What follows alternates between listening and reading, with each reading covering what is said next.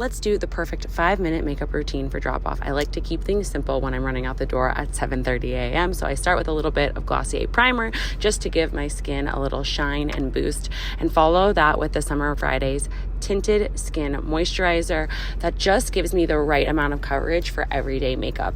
And if I need a little bit of under eye concealer or to cover up a few blemishes, I will use the Kosas Concealer just to give myself fuller coverage where I need it.